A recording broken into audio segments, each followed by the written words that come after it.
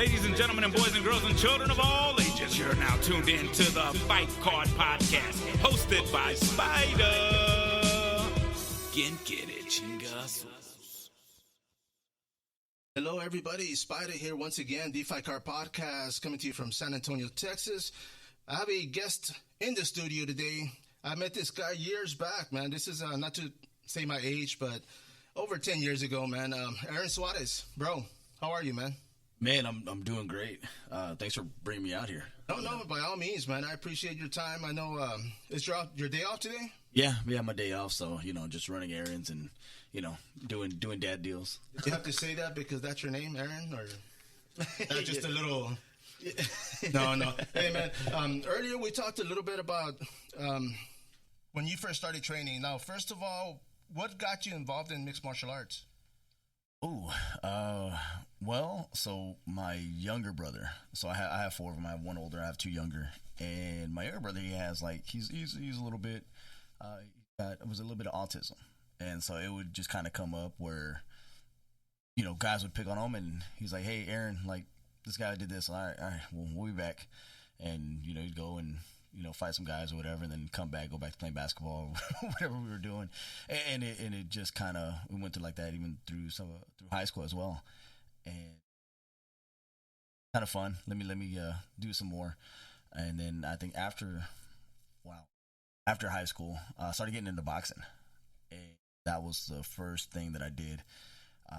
Ran into one of the guys at Academy, and I was looking at gloves, and he was just like, hey, you box? And I'm like, I'm trying. I was like, I don't know what I'm doing or whatever, but you got a place or what? And he's like, yeah. And so we ended up going to Angels Boxing Club, and so I was working with him for seemed like, I don't know how long, maybe a couple of months, maybe or so, and went to Angels to go spar, and excited about the progress and the growth, and really kind of just surreal about.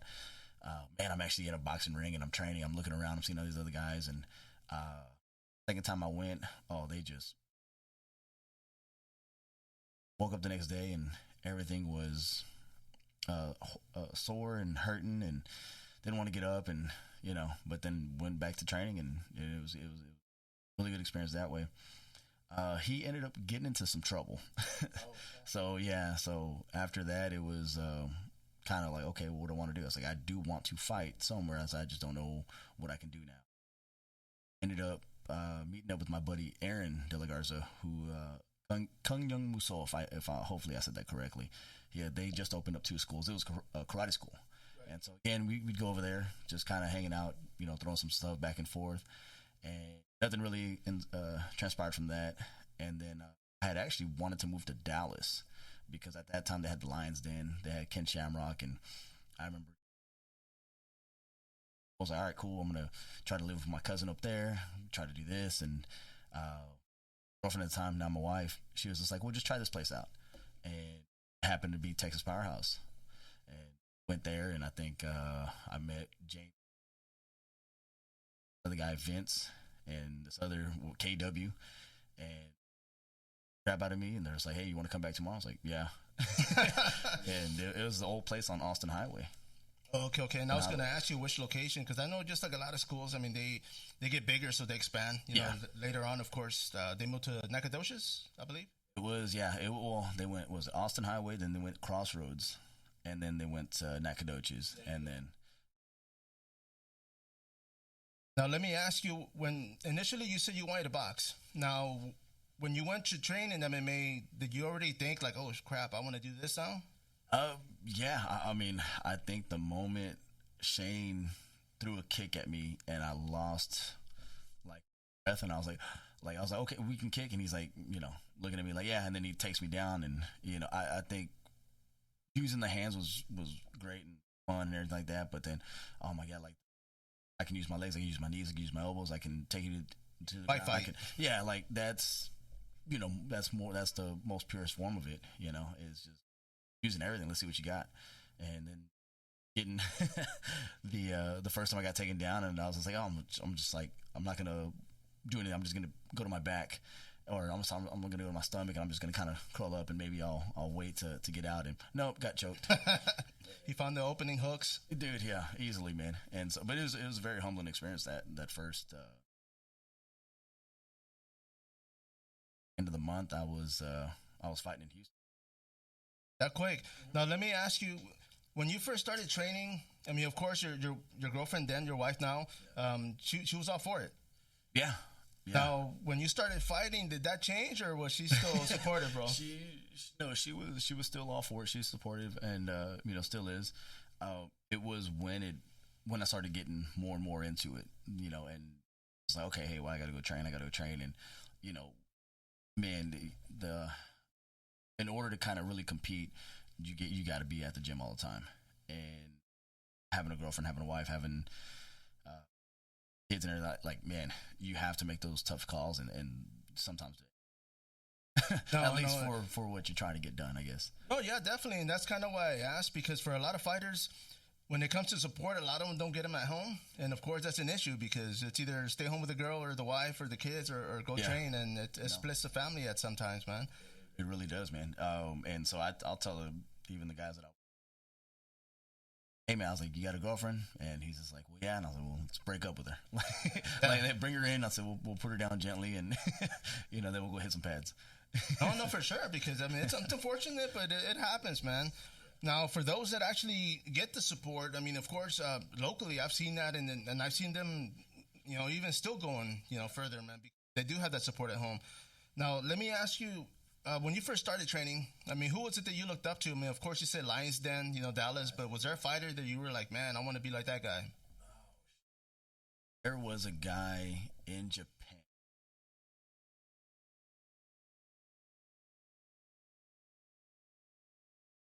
No, I can't even say it. I got to look it up again later. But, it was Vitor Belfort when he first came. Still fighting on with the wrestling shoes and the boxing gloves, yeah. Vanderlei, Silva, he was Gilbert Evell when he first came out. Oh, for sure, man. Just for the pride days. Pride never dies, like they say, man. Never dies, man. Now, let me go back as far as your training. Now, of course, you started training in stand-up, boxing, and then you started, you did a little bit of karate. Was that what you... when you went to fight, was that what you chose? You'd rather stand up, or was it whatever came your way? Man, I'd rather do that. First fight, it was nothing but just ugly boxing and just going forward, no real movement. Andale Silva, huh? Just straight forward. It was just swinging hooks, and then we ended up going to the ground. And at that point, I'm a white belt, so I'm just like, all right, just get back up. And it was just whatever was necessary to get back up. That's exactly what I did. It was, don't stay on your back. And our house, it was really just we did jiu-jitsu, but it was more of a get on top. Oh, yeah, dominate. Get on top. Definitely. Yeah. And that's another thing, man, because for me, initially when we first started training, I mean, I started training with Michael Rangel back in 2002, but it was... I always tell people it was like a rough jiu-jitsu. It was, definitely wrestling first, because we did Brazilian jiu-jitsu. A lot of guys were comfortable going in the back. But for me, I always wanted to dominate and actually get the upper hand. That makes sense, in the fight. You don't want to just get on the back and see what comes, But let me ask you, bro. I mean, one of the things, and we brought up earlier, was with that Powerhouse. Texas Powerhouse, you guys were dominant. I mean, when Tama came up, everybody... opened the gym, everybody had fighters, but I mean, you guys were dominating the scene, man. What was it that made you guys as tough as you guys were back then? Oh man, I think probably just the level of training partners that we had, and I always really just Jamie just kind of like talking about mental. Hurt, you injured, what's going on, if you're gonna show up. Camaraderie we also had as well. I mean, once you train with somebody and you're bleeding, you're sweating, you're just tired, you're going through bond that you end up making with those guys, pretty much forever. No, for sure, man. And I mean, the fact that you guys practically lived in the gym. I mean, you couldn't but not make friends with people. I mean, you guys bled together, sweat together. I mean, during that time, was it hard for you? Like, if you didn't want to go to the gym, were you kind of like, man, these guys are depending on me, like I have to go? Yeah, and I had a few stints again because I know everybody was training for something. I'm like, all right, cool. Like, I haven't been here, and to be somebody else. Okay, well, let me get in there. And, I mean, of course, as a teammate, you want to do that. You want to be able to support and be a body. Now, let me ask you, during TAMA, I mean, you fought at 155, and you ended up fighting at 170. This was for the title, man. So we talked about this earlier, man. I mean, you were actually the double champ before it got famous, man. Like, you know, our boy over here said earlier. But you told us a story, man, as far as when that came about. How did you get that fight for 170? So leading up to the fight, I know we had a whole bunch of teammates, you know, on the fight card already. And I was training, I was in and out, and I just told James, hey man, I said, can you give me a fight at once? I just want to try it, like, you know, more of an experience type deal. I was just like, I wonder what it'd be like to, at that time, to be just on the undercard and not be the main event fight. And he was like, see what I can get going.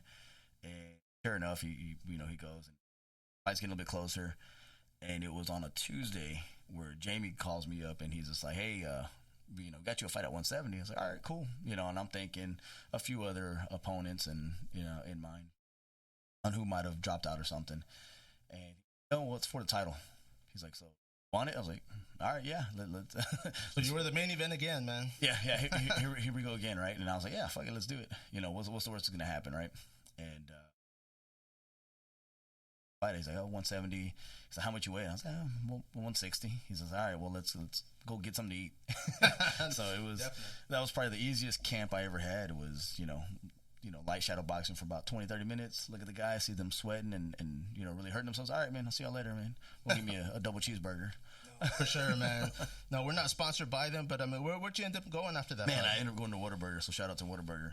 But you know what? I'm not even sure if I want to shout them out, man. They're out of Chicago now, so I don't know.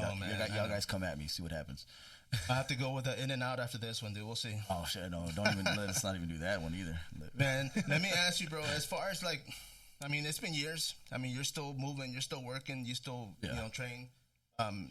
What would it be for you to actually come back and do something like that? I mean, would you be for it, or would you be more of a to what, to fight again? To actually compete, or actually? There would have to be some type of just really outside motivation. I really don't have the want to really compete anymore. I mean, as far as, you know, tournaments, I you know, did a couple of them. They were cool, they were fun. Fighting wise, I mean, nah, not really. I mean, I think now, 36 years old, I'm looking to see what kind of mentorship we can probably give these younger guys and maybe help set a better path, you know, and just kind of, I look at 26-year-old Aaron and I'm like, hey, you dumbass, like, do this. And how do we get that going? So maybe, I mean, if I did anything and anybody out there, yeah, you need some advice or whatever, hey, let's get together. I really don't know what it would take, and it would probably have to be quite a bit. Probably just money. No, for sure, man. Definitely a good payday. Yeah. Now, let me ask you, man, and that was one of my other questions. I mean, as far as, you know, you've been there, you've done that. I mean, being a mentor, of course, I mean, you're all for it. Yeah. Now, if you could go back in time, say before you even walked into the Texas Powerhouse, man, what would be something that you would tell yourself? Oh, man. Train everywhere. Train often. You know, that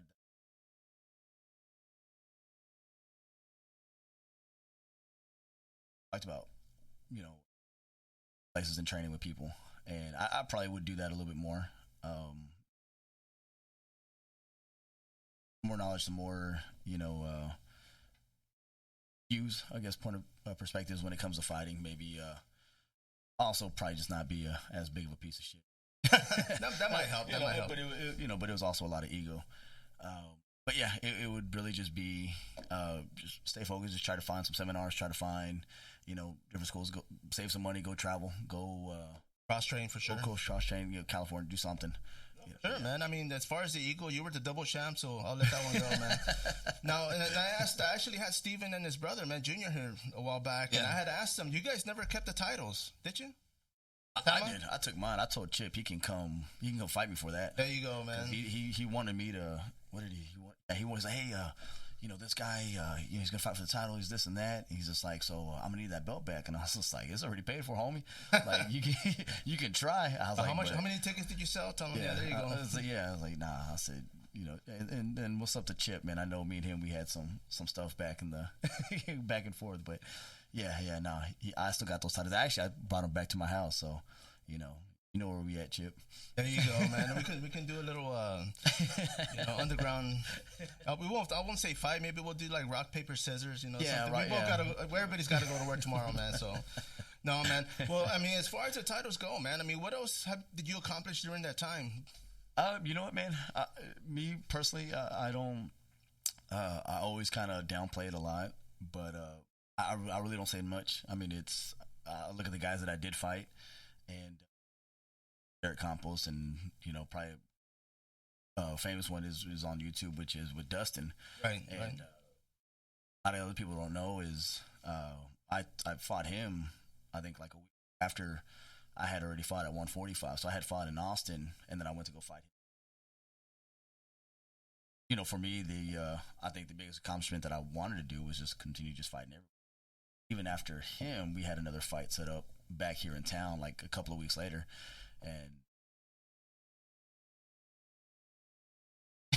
no, for sure, man. And I mean, the fact that you actually experienced somebody who's still in the UFC right now. Yeah. I mean, that's pretty cool, man. You watch TV and you're like, yeah, man, that guy hit me pretty hard. I kicked him a couple times, yeah. There you go, man. Now, that fight, was it amateur or pro? No, it was a pro show, man. It was a pro show. Shout out to the boy Odie, who took me over there. But it was amateur pro show and pro fight of the night. Okay. Now, as far as your pro record, what was it? Happy, it was 1-2. It was 1-2.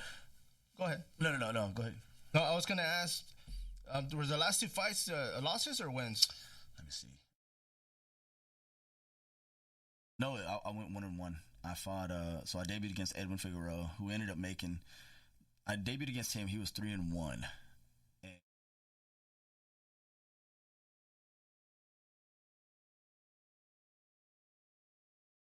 And then I fought Aaron Jackson or something, or Jordan Jackson, something like that. Right. But he was supposedly he was some wrestler from college, and I beat him in a decision. And then I fought.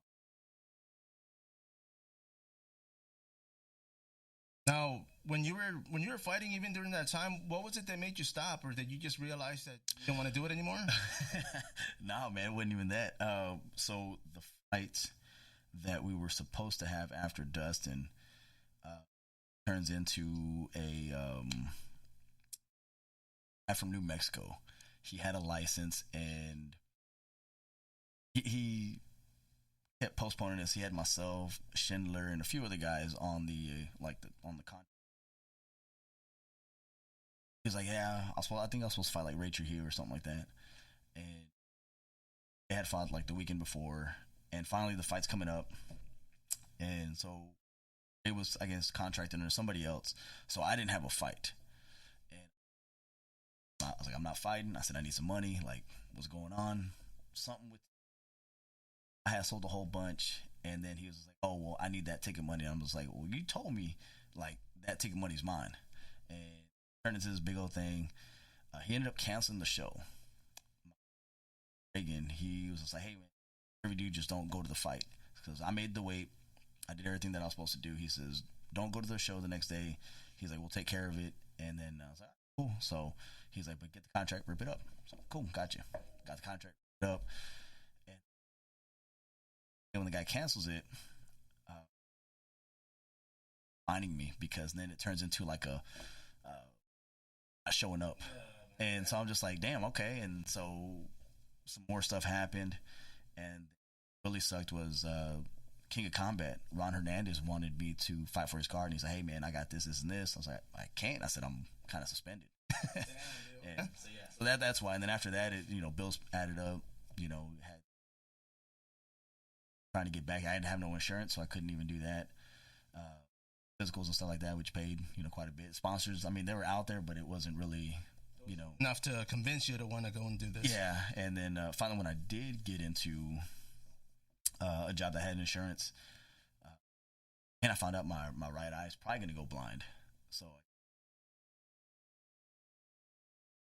all repair done on my. That was pretty cool. That was pretty neat.